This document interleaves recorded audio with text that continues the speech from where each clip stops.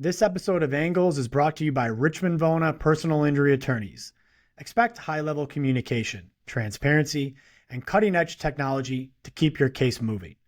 Expect a legal team that's laser-focused and moves fast to get the results you deserve. When the unexpected happens, expect Richmond Vona. Learn more at richmondvona.com. 192 Seneca Street, Buffalo, New York. Welcome to Angles, the podcast where we dig into the stories behind impactful people and explore the sharp turns, daily decisions, and defining moments that shape how they got to where they are and how they keep moving forward. I'm John Richmond, and every week I sit down with guests who are building bold, meaningful lives and careers in Buffalo and beyond. If you enjoy these conversations, please hit follow, subscribe, drop a comment, or share the episode. It's a simple way to help us grow with the community and keep these stories coming. What if the cereal in your pantry was designed to make your kids addicted to it? Today's guest on Angles, Sharon Cryan, grew up in Buffalo, watched her mom struggle with health issues, and realized the food system is failing families. She left her career to start Food Nerd, a company transforming how we feed our kids and fight back against ultra-processed foods.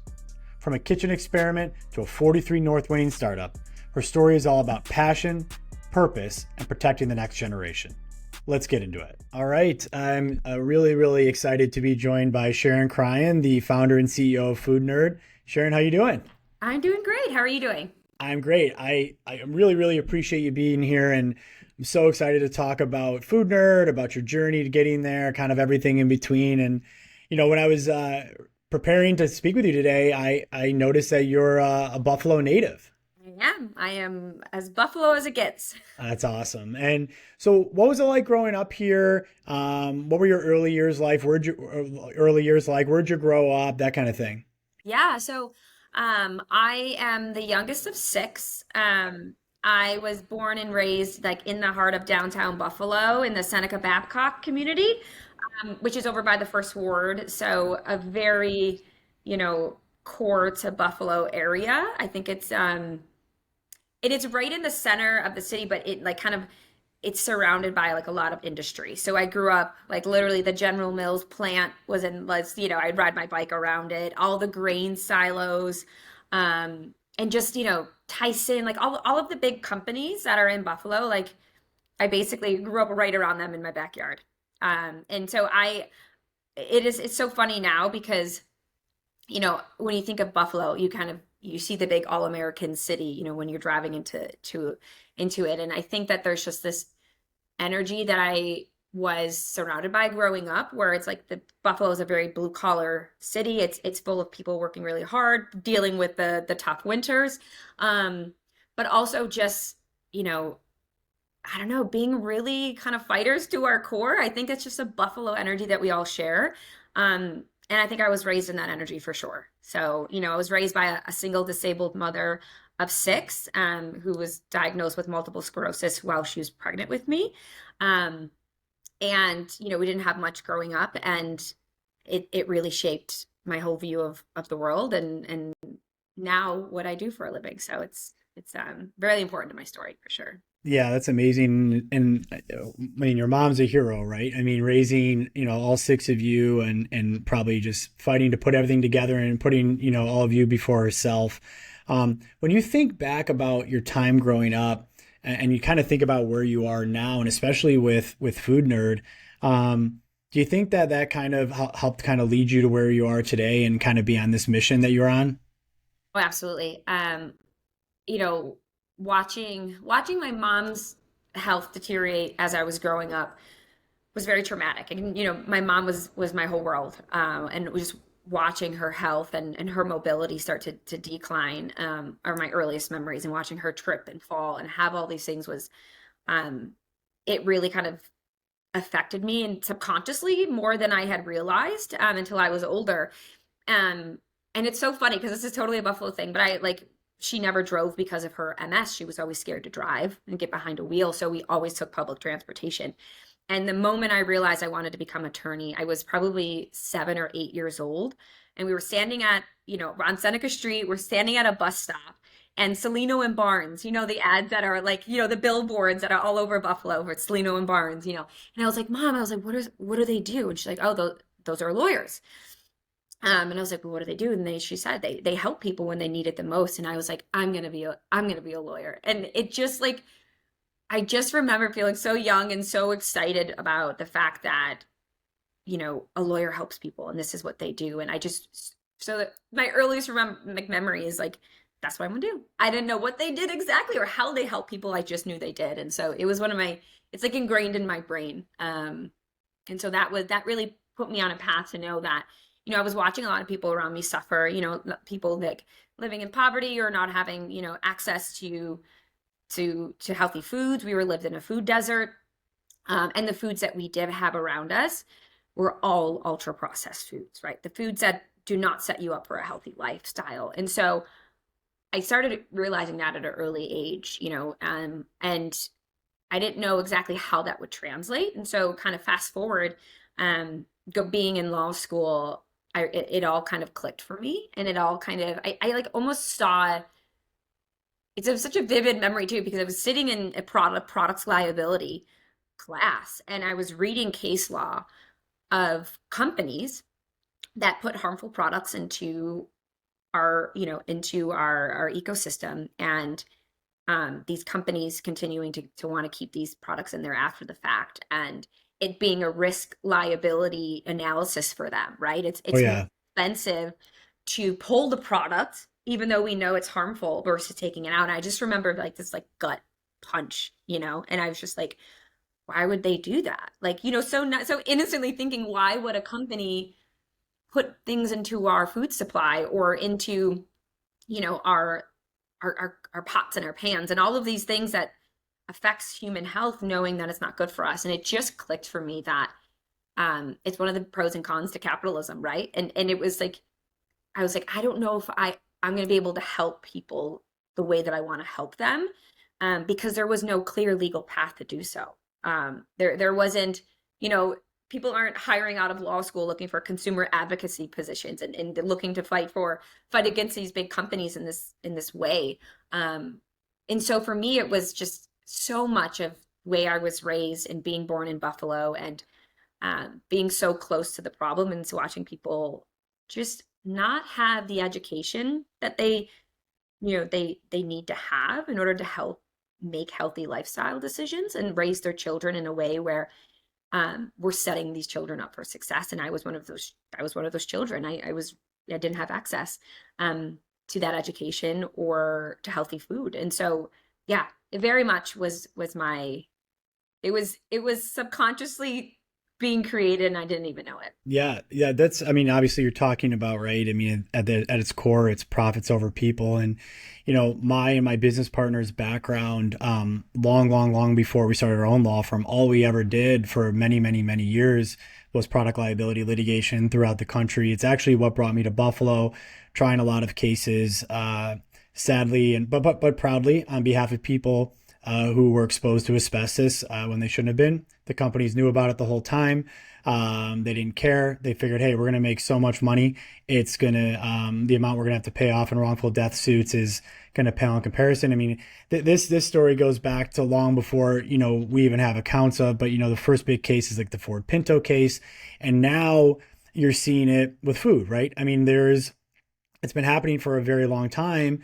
You could go back to kind of like, that New York Times article about the sugar industry, kind of fast forward to, all the mislabeling on products. You go into like the cereal aisle and it's like protein on cereals. And if you turn the box around, there's like, 40 grams of sugar, like a serving. It's, I'll tell you, and I don't hear a lot of people in general, especially locally, talking about that. And it's kind of wild that you knew so young.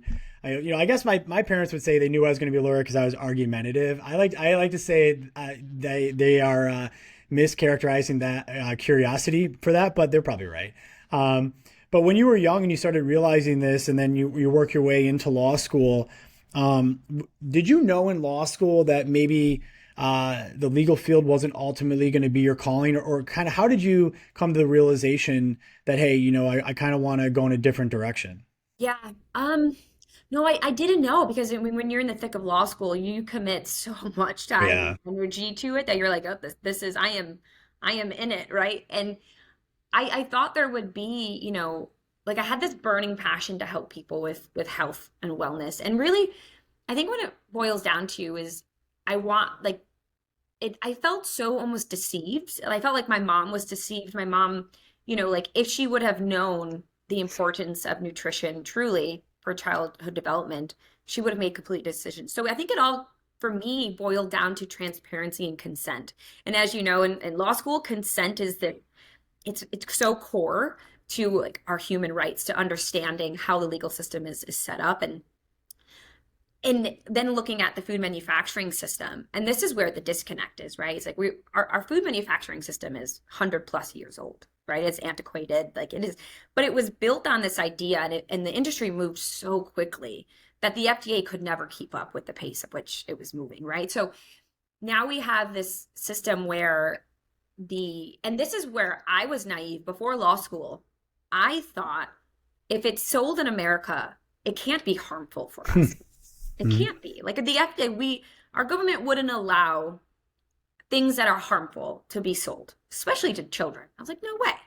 And so I thought the FDA was this really proactive agency that went out and made sure all the food was safe, tested it, and that's like that moment where I realized it's a retroactive system. It only acts if something goes wrong, but the duty lies with the manufacturers and the brands. They have to ensure that they're making a safe product. But there is no obligation for a brand to actually make sure that their product, and I'm not talking about like pathogens, right? So to make sure that there's no bad bacteria in it. I'm talking about nutrient quality, impact on human health.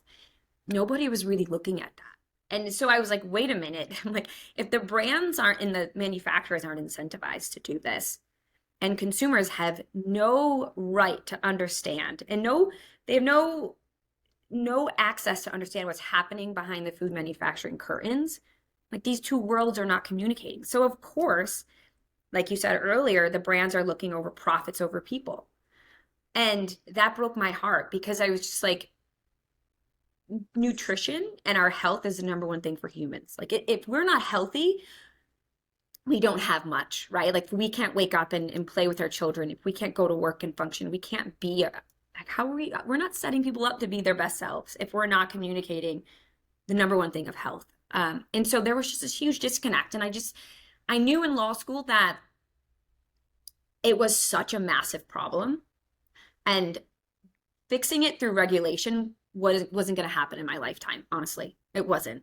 And so I felt this overwhelming sense of what I want to do, doing it via just law wasn't going to happen. And it was disheartening because I'm spending all this time and money to go to law school.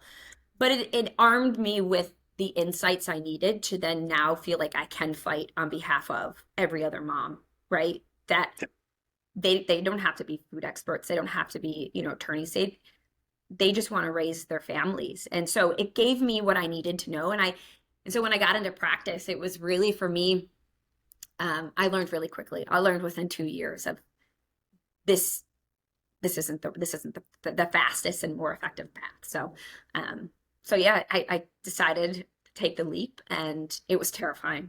It was terrifying. I mean, yeah, that's what I was.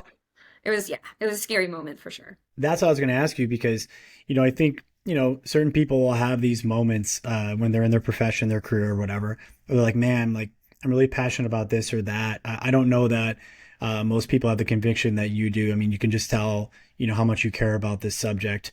But while you're in, you're practicing, you're starting to realize this isn't for me, and I really want to explore, creating this brand that parents can trust about something like nutrition that is just so important to the world. And it's terrifying, right? Like, how do I do this? Like, how did you do it? Did you just rip the Band-Aid off, start testing? I mean, like, how did you kind of get into it and start kind of your mini R&D to create Food Nerd? Yeah, so I was kind of I was a food nerd for myself, right? And the immediate people around, my friends and my family, like I was essentially making food and growing sprouts and doing all of these things on my own. And people kept asking me in law. So the name Food Nerd actually came about in law school because I would come to school with my big giant cooler that had all of my like fresh, squeezed green juices and all my sprouts and all these things I meal prepped for myself because everybody else was eating combos and pizza and Applebee's. And I was like, you guys, that's not helping your brain study, right? But I had to work throughout law school to put myself through. And so like I was like, I don't have the ability. Like I need to be on point. So I was carrying my fresh stuff. And everybody was like, they started calling me like, you're such a food nerd. And I was like, yeah, I am a food nerd. And I was like, I like that. And I'm proud of that, right? Like I am. And so that name always stuck. And it's so funny that it started there. But it was really I started really taking a break from studying from school, and I was studying nutritional research and of all random things to study, but I was passionate about it. And then I started looking into food manufacturing literature, and looking for the disconnect of why is food processing destroying all the nutrients? Like, why is that happening? What is happening, right? What happens when you take an oat and then you turn it into, you turn it into ultra processed cereal? What is happening to that oat? And that's what I became kind of obsessed with. I was like, because I was raised on ultra processed cereals with red dyes and artificial colorings and flavors. And so I started studying on the side. And then I got to a point where I changed my whole diet dramatically. And everybody around me was like, what are you doing? Like, you look amazing. You were glowing. Like, why do you have so much energy? Why do you have like this, this like intense life about you? And honestly, I had never felt so good. And I realized in that moment the power of nutrition. And I was never taught that. I had to go through all of this deep research myself. And so I felt very blessed to have stumbled on that and to feel healthy. And so people started asking me, can you make food for me? And I was like, well, yeah, I mean, I'm already in the kitchen. I'll just double it. And so I started making for one friends in law school. I was cooking for folks in law school. And then watching them after a week of eating my food, 2 weeks after eating it, they were losing weight. Their skin was getting clearer. They had a vibrancy about them that was so beautiful to watch. And then they're like, hey, can you make it for my mom? Can you make it for my dad? And it honestly started just organically spiraling from there, where like I couldn't, and people were like, please don't stop making this food. Like, I feel amazing. And then I couldn't stop, right? So I was doing it all throughout law school in small scale. And then I got into practice, and the attorneys around me said, hey, can you make food for me? So here I am like practicing, and I'm exhausted because I am going home. I'm going to Whole Foods right after work, and I'm meal prepping until 2 a.m., sleeping a few hours, waking up at 6 a.m. and delivering at people's houses, and then getting back to the practice and working. And so, but I was, as little as I was sleeping, I couldn't stop because the glow on everybody's face and the conversations I was having was bringing me so much more joy than practicing. And so I had just had this moment where I was like, I can't do both. And I said, this one's not really bringing me any money, but it's bringing me joy, and it's bringing me connection to people. And I felt like I had this knowledge and this insight being an attorney that I fit the pieces. Like, they made sense to me. And I felt like I was a gift and I needed to follow it. So I remember I walked in and I gave my 2 weeks. And the partner I was working for at the time, he's like, are you nuts? And I was like, yeah, I think I am. I was like, I think I absolutely am. But he's like, okay, fine, but just don't stop making my food for me. And I was like, and yeah, so I remember getting in my car that day and just, I don't even know, blaring my favorite song on the radio. And I was just like, I'd never felt so alive. It was terrifying, but I felt like if I don't do this now, I'll never do it. So I ripped the Band-Aid off. Yeah. And I don't want to go too far down the rabbit hole, but if you had to, as succinctly as possible, explain to people who don't know, like, what is a processed food and why is it bad for you? What would you say? Yeah. So funny. There's no legal definition of a processed food. People have attempted to, but let me tell you the most generic thing. So a processed food is loosely, publicly, in the scientific community, defined as a food that has been adulterated from its original natural state. And there's different levels of processing, right? But ultra processing is now to the point where the food has been modified so much that it doesn't hold the natural properties that it did when it was grown in nature. And then there's an extended version of that definition, which then includes the food has been adulterated to increase palatability, and to create habit forming addictive behaviors behind it. And that's what an ultra processed food is. It's Yeah. a So food that basically, it's addictive. Yeah. it's a food that has been scientifically studied and formulated to to become addictive and to have features that make it shelf stable, and addictive to the human brain, which is taste, texture, like, and that's the scary thing. If people knew how much money big food was spending, it's kind of creepy, honestly, like how much they were spending to ensure these foods that people had to go back into that bag and grab another bite, and they were chemically becoming addicted to a food. It's sad, but that's the research they spent. I mean, hundreds of millions of dollars have gone into it. Oh, no doubt. I remember reading articles on that for the first time. I'm like, it's like that. I was today years old, like when I learned or realized, that they would spend that much money, like tweaking it, and all the science behind it to make sure that, like, yeah, if I have those, frosted flakes, that I just can't stop eating them. But it makes perfect sense. Like, of course they're doing that. Oh, yeah, and like I mean, there's literally like there's lawsuits now going on about it, where like you can see pictures of people completely like with the neuro caps on, and they're wired up, and they're testing all of these different additives and these flavorants, and these these preservatives and these ingredients that are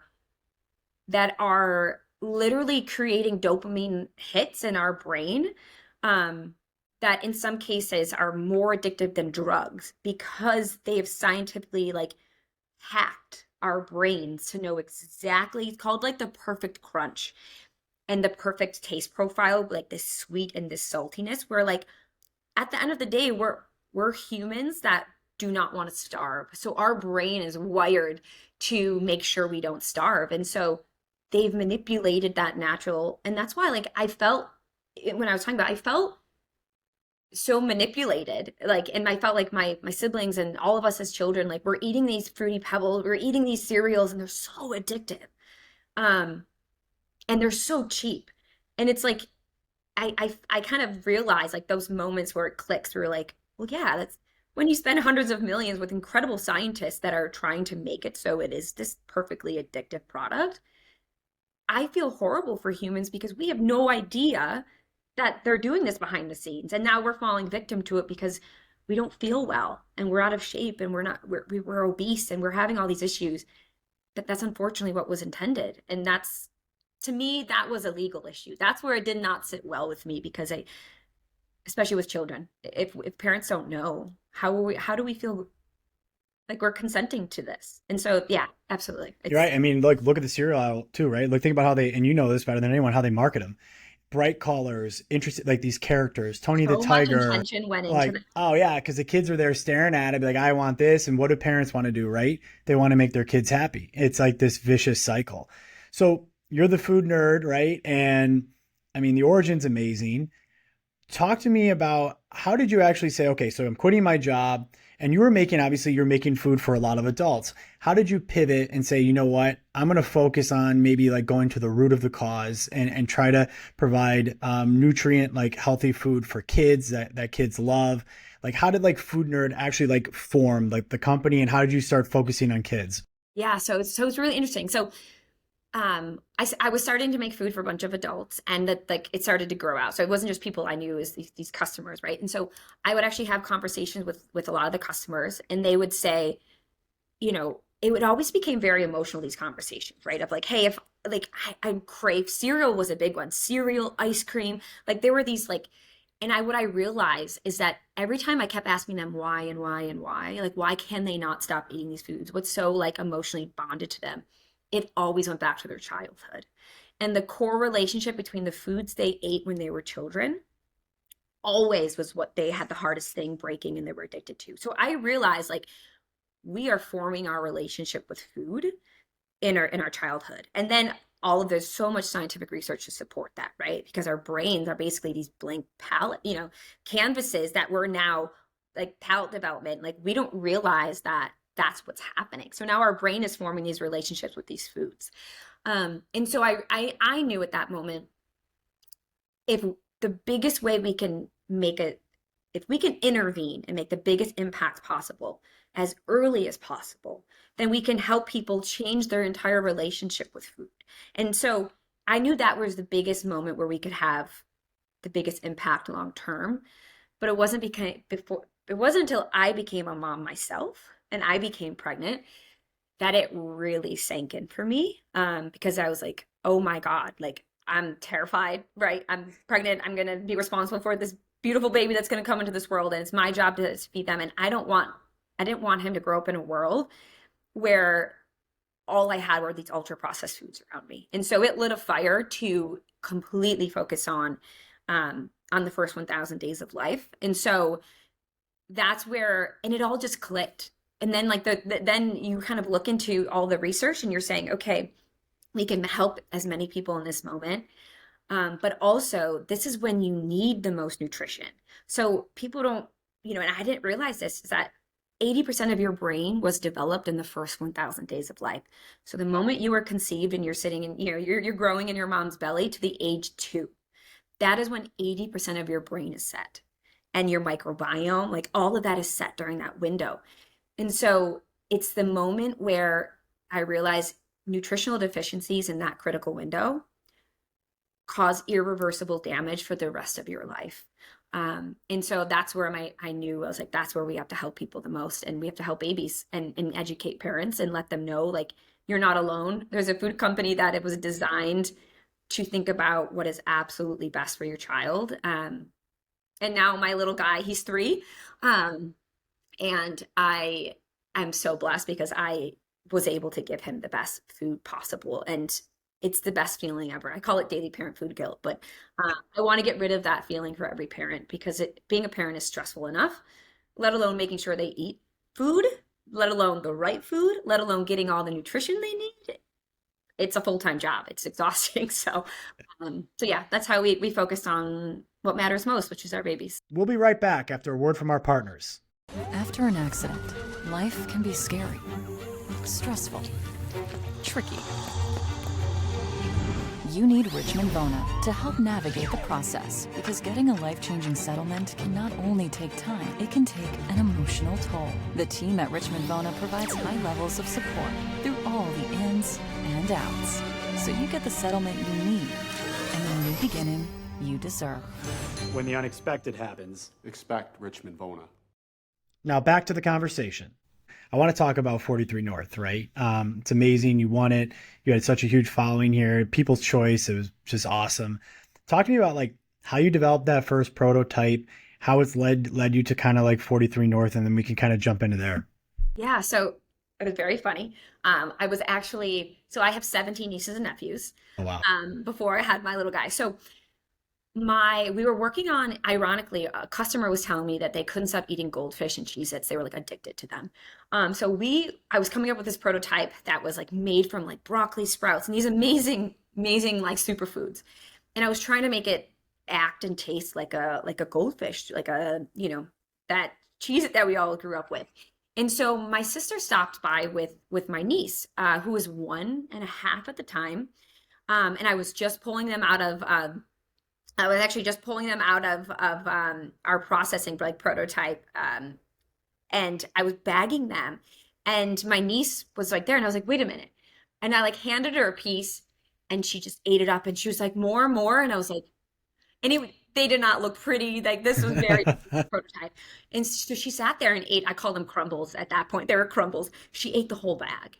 And I was recording her. I was like, oh my gosh, we just made our first baby prototype and we weren't even intending to do it.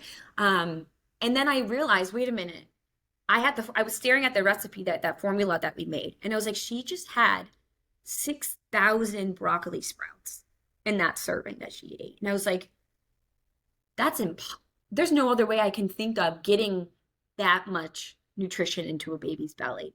But somehow it just worked and she just ate that. And so it just clicked. And from there, we're like, yep, let's focus on what do they want to eat and what do they want it to look like and taste like.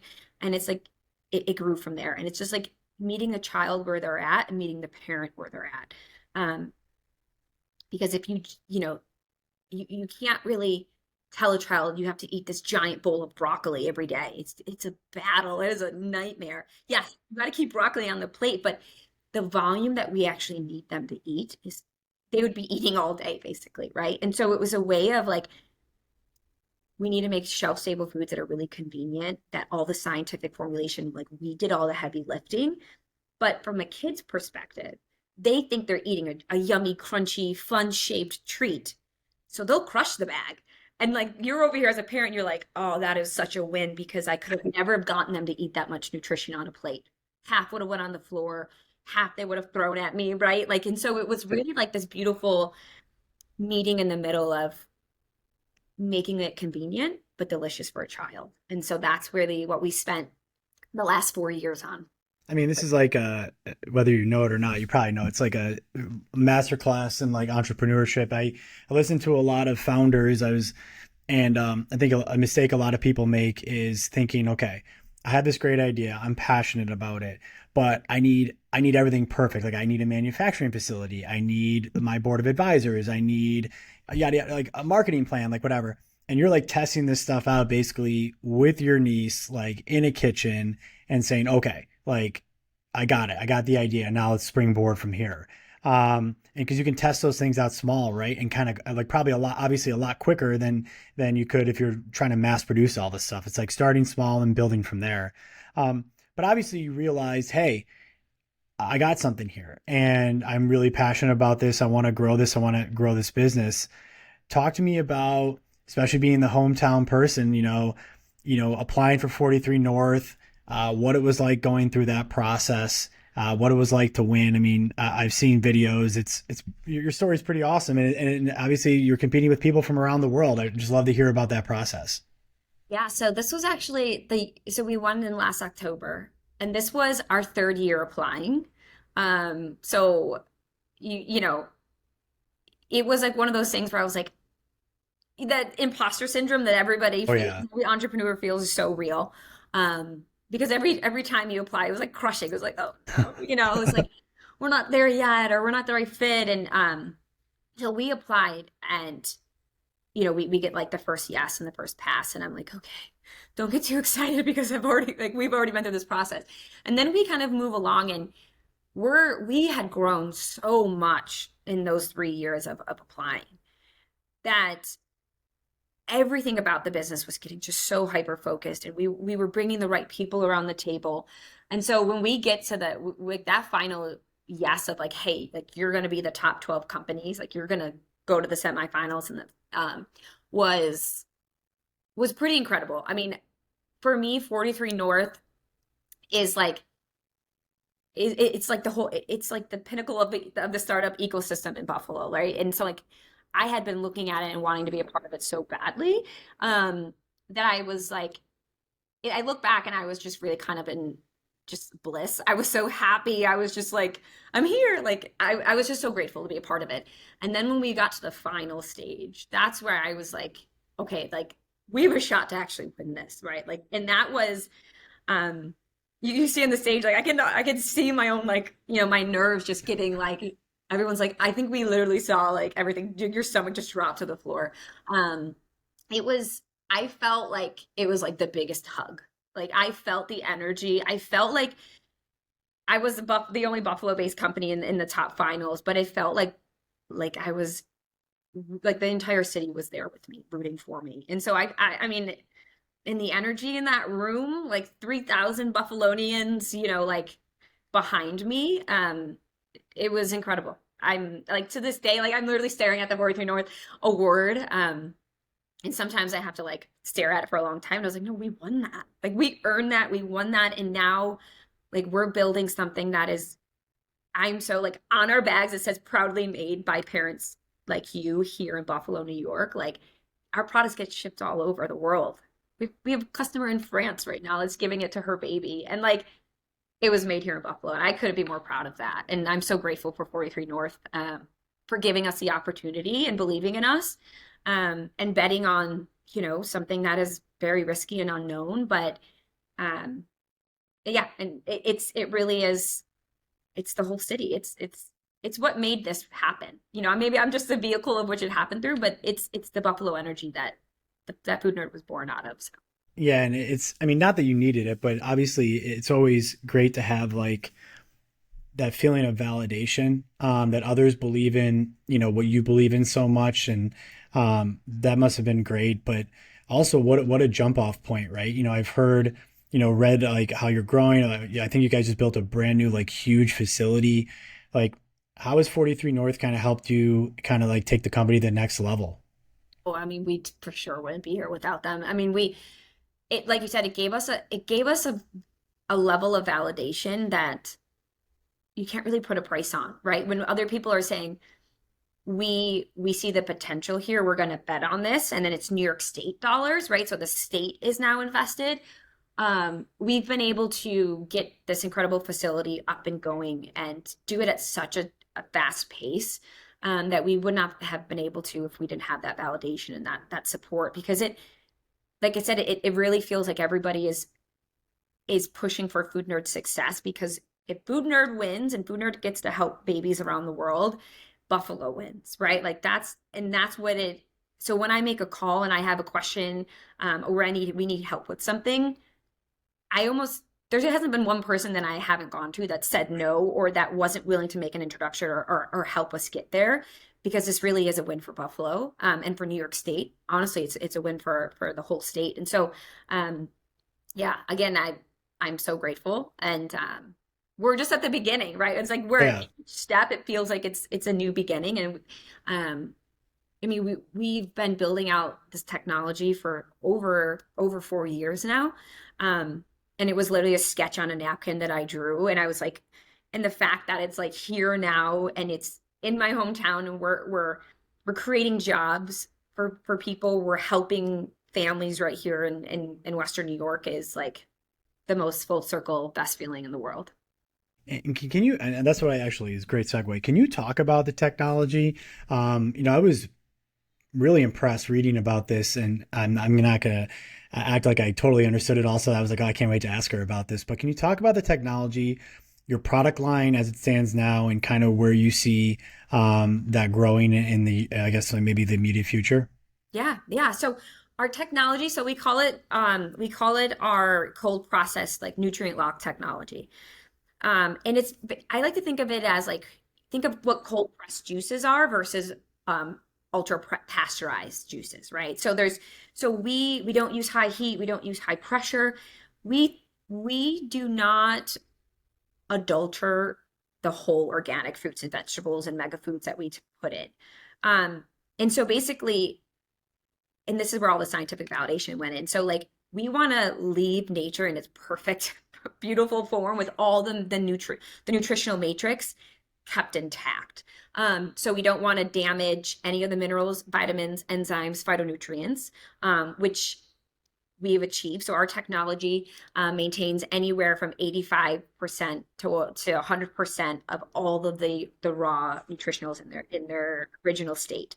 But what we also don't do is because we're not adding high heat and high pressure and refined ingredients like seed oils and flours and starches and preservatives, because none of that is in our formulas, what we're able to do is we don't degrade the bioavailability of the proteins and the fats and the fibers. And so when you're eating a product of ours, even though it's shelf stable, it is molecularly scientifically raw. So you're eating it in its perfect state, even though we've made it look like something else. Scientifically, it's just raw fruits and vegetables. And so we're so proud to have done that, because it didn't exist. We had to literally create it and then find the right engineering partners to help us actually bring it to life, and then go back to the scientists and say, hey, test every step along the way, every single prototype, every product, to make sure that we didn't hurt it, that we didn't hurt nature's incredible, vitamin C and like all these nutrients that we don't want to destroy. And that's why, I mean, yeah, 4 to 6 years in the making, really. And so now it's here, and it does exactly what we designed for it to do. And we just refuse to accept anything else, because as a startup, like we got to rethink and recreate the way we process food. And we're so proud of that. And so, yeah, so the technology is here, and we are turning it on, and now we'll be able to actually bring Food Nerd to a commercial scale. And it's really more of a pharmaceutical like quality of how we understand food. So there's just so much science. It's not just turning on an oven, throwing some flours and oils, sugars and sugars, and sweeteners and artificial flavors together and calling it a day. There's so much science that goes into it, and we only source the best ingredients, and we just let nature be its perfect self, but in a food nerd form factor. And I think I saw that you have like a board of scientists that are working on this. That's amazing. Can you talk a little bit about that? I mean, there's so much behind this to ensure that you're delivering like such a high level product that truly is nutritious. Like, how'd you find these people, and like kind of how do you work with them? Yeah, so Dr. Jed Fahey is our chief scientific advisor. He was at Johns Hopkins for a handful of decades. He's like the broccoli guy. He was actually on Good Morning America, like telling people, a few decades ago why broccoli is so anti-cancerous and why these, broccoli sprouts and these foods, like, because they were studying this in the lab and saying, hey, they have these chemoprotective properties. But as soon as you cook broccoli, you destroy these antioxidant compounds, like these phytonutrient compounds. And so there was this like disconnect, right? Of like, hey, what the scientific nerds were doing in the lab and versus what was actually on our plates. And so I came across his research because this particular compound called sulforaphane, it's the most anti-cancerous compound naturally found in nature, is really high in broccoli sprouts. So all of the broccoli sprouts that are in our product, we actually grow right here in our facility in Buffalo to their sulforaphane peak. And then we put it into our products. And so he's like the thought leader. And so I found his email and I just kept emailing him, and we joke. I think it took me like 6 emails That's for awesome. him to reply. And then I was like, hey, all I want you to do is like, can you test my product that I've been working on and see if I'm maintaining the sulforaphane?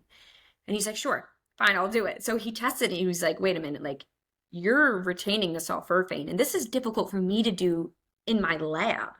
He's like, so how are you doing this? And then from there, that year he became our chief scientific advisor, and I'm so blessed to this day to have him. And he's then helped me create the scientific advisory board that we now have at Food Nerd. And honestly, it keeps growing every year of passionate, I like to call them passionate, nerds that have dedicated their lives to making sure that this gets to actual products that actual people can buy to help their families. And so I'm not the scientific nerd on the team, but we are just so blessed to have, and honestly, they're passionate parents and grandparents who wanted to see this come to life, and now their grandkids and their kids eat these products too. So it's really just, I think it was the passion that brought us all together, because I still don't know. I don't know how to this day that I have such incredible people around the table. But Do you ever in a good way butt heads with the scientists when you're trying to do something? Yeah, I would say like it's so funny because I don't have that scientific hat, but I've been around them long enough to know.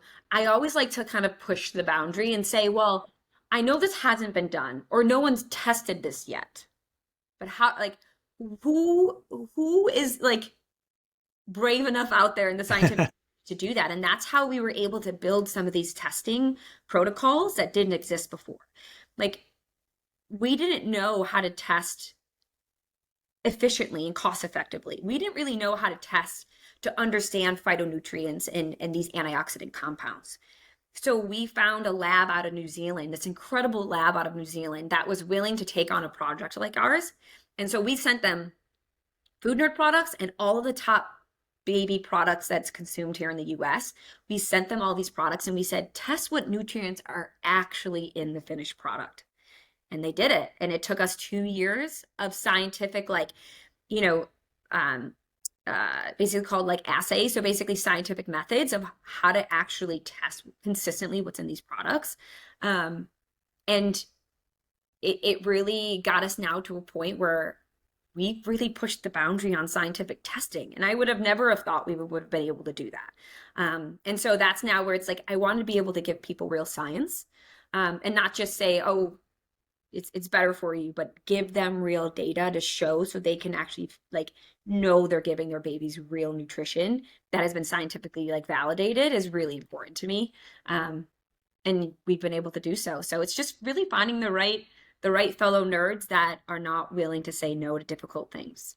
That's got to be so wild. I'm sure you do this sometimes, thinking about the 7-year-old girl staring at the bus, thinking or knowing she wanted to be a lawyer. And now you're, pushing the pace with nutrition science with like all these like super smart people.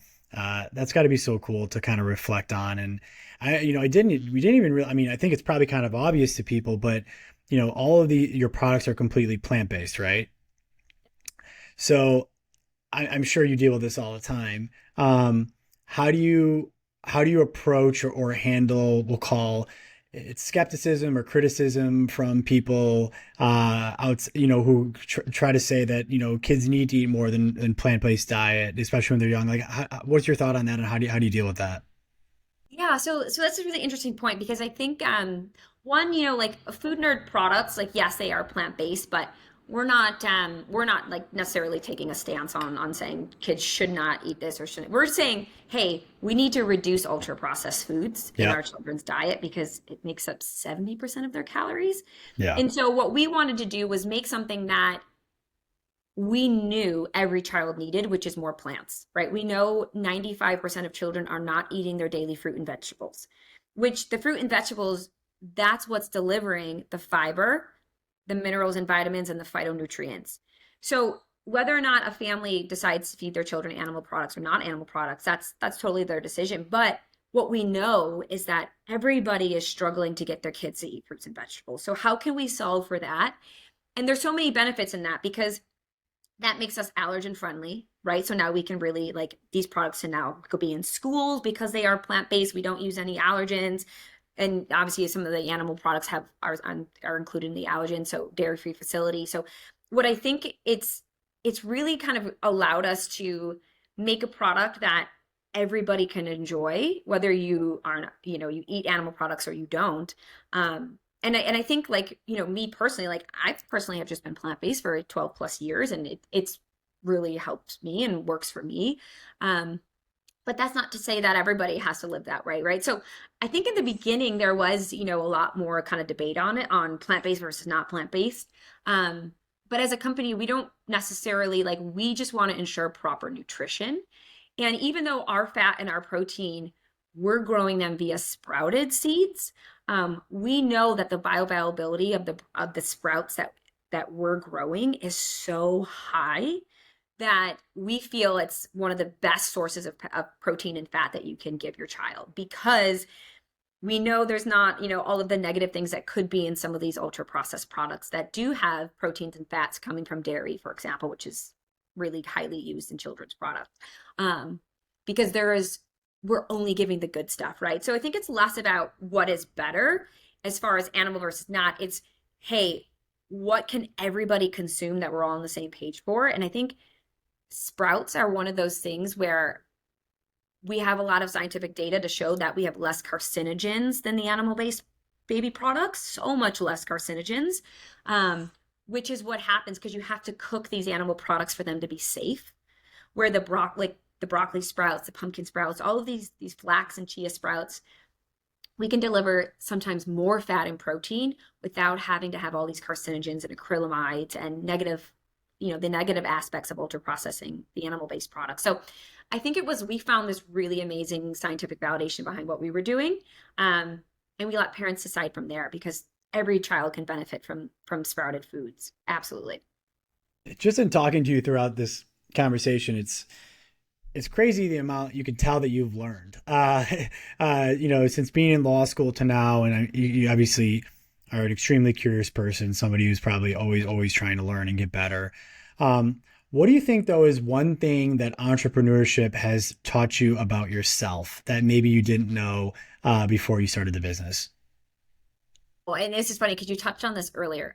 So I didn't realize I was always naturally so focused on perfectionism, and that you cannot have perfectionism and be a startup founder at the same time, because they're just two completely different forces. You just can't, because if you don't do something until it's perfect, you'll never do it. You'll never get it out of the lab. You'll never get a first prototype out. Like you'll never do that because if you're stuck on that. And so it was tough because when you're coming from law and you're trying to create the perfect contract, you're trying to look at like the best argument, you're just striving for perfection.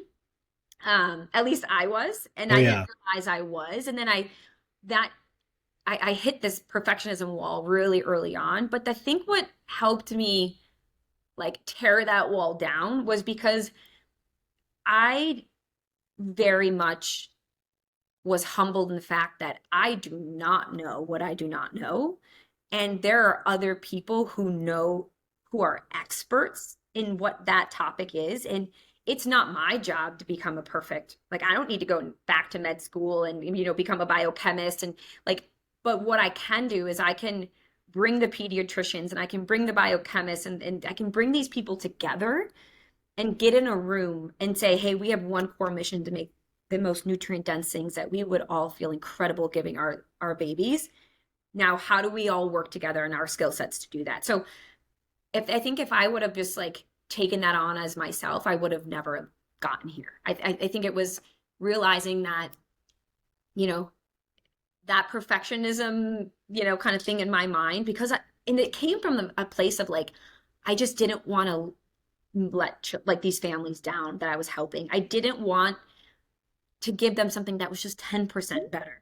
I truly wanted to give them something that was a million times better than what was out there. And I just kind of had to put my ego aside and say, this isn't about me trying to get it perfect. This is about me continuously failing fast and getting back up and then trying it again. And that's, yeah, I mean, Food Nerd has pivoted. The word pivot is funny to me now because we've pivoted and just gone in multiple circles Yeah. many Yeah. times. And that's how we got here is because we're dedicated to one thing, and that mission is making it eating healthy for children is our sole mission. We want to make it healthier and more convenient. And then everything else is going to change, and we know that. So we can't be stuck to that idea. And that's kind of what's gotten us here for sure. Again, great lessons. I mean, and just, unpackaging that, it's like what? It's right. It's done is better than perfect. I know exactly what you mean by that. Big mistake I made for a long time is trying to be perfect. Now it's like, hey, we'll try to be perfect. We can't be. Let's just shoot for excellence. Two, like, right? If you're the smartest person in the room, you better find a new room, right? Surround yourself with people who are smarter than you and better than you in other areas, and pretty big key to success of any company. And it's kind of like almost like the Silicon Valley slogan, like move. It's actually Facebook, but move fast and break things, right? It's like move quick, move quick, move quick. Opportunity cost is real. It's amazing you learn so much doing that, and we learn a lot from our failures, probably more so than we do our successes, but we keep moving forward. What do you think is like the one, just one, or I should say, the most necessary ingredient to being an entrepreneur? Like, just if you had to pick one thing, what do you think kind of all leads to that? My answer then, the first thing that popped into my mind is definitely subjective because I think it's what's gotten me to this point. And I would say passion. I'm so passionate about the core mission, my core why, that's the only thing I'm married to is that. And everything else is going to change. You're going to have absolute roller coasters. Your heart's going to be destroyed. Your capital is going to be completely depleted. Like all of that is a known. But as long as you have the same core passion and you're willing to focus on that in the moments where you feel like you're drowning or you can't move forward or the business is going to go under, like that's what's gotten me through this. And honestly, like I'm pretty blessed because my mission, like what's more important than babies? Like I look at my son and oh my God, like I get emotional to think about it. Like a family will send me a video. I am getting emotional thinking about it.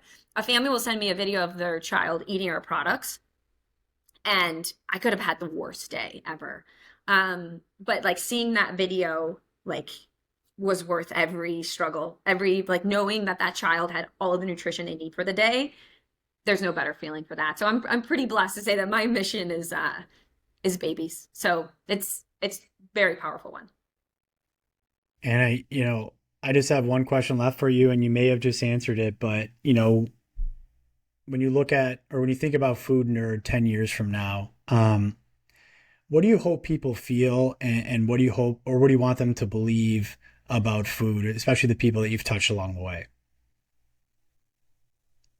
Yeah. I would say I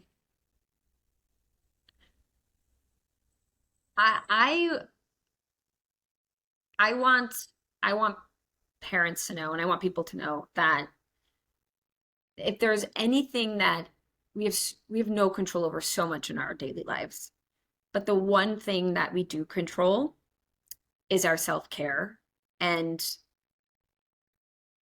the way that we look at ourselves and treat ourselves and love ourselves. And for me, I've always used food and nutrition as something to as a self-care tool and something to, love myself through. And so like I know my body needs nutrition, and I'm going to prioritize no matter what's happening that day. I'm going to make sure that I I always think like my body's a temple, right? Like I am loving myself first, giving my body what it needs. No one's perfect, but I'm giving it the nutrition it needs. So that way, like no one can, like that is only my sole responsibility to do. And so I think of food as a way to empower yourself and a way to love yourself. And I think if we change our perspective of that's why we eat to be healthy so we can live a full life. And don't let these really addictive foods and companies think that just because something tastes delicious or something, they have marketed it to you in a way where you now have it tied it to your identity. Know that you have way more power than these brands and these products do. And your self-love is the most important thing. And let's feed ourselves for health first. And spread that word, and let's empower children too. Like let's make sure that they know that their health is the most important thing and no one can take that away from them. And that's what I hope people will learn through Food Nerd, that it's cool to be a food nerd and it's cool to love yourself through food, because no one else will. I love it. So where can people follow you, follow the Food Nerd journey? Where can they find you? Yeah, so you can find us on our website, which is foodnerdinc.com. You can find us on Amazon, and then you can find us on our social media. So Instagram, TikTok, Facebook. We're the Food Nerds, so you'll find us on there. And my biggest ask is for people to and for parents to please tell us what your journey is, and how can we help. Do your children, do your kids like the products? Do they not like the products? We're so hungry for continuing to improve. And so feedback and reaching out to us, sending us videos and pictures of your little ones trying them. You have no idea how much that means to us. So that's my ask. Well, again, thank you so much for being here. This has been amazing. You're awesome. I'm looking forward to following your and Food Nerd's journey. Thank you again. Thank you so much for taking this time to speak with me. My pleasure. Thanks for listening to Angles. If this episode made you think, smile, or see something in a new way, follow us wherever you get your podcasts. Leave a review and share it with friends. You can also follow us on social media. Angles is produced by Brett Tuttle. I'm John Richmond. See you next time.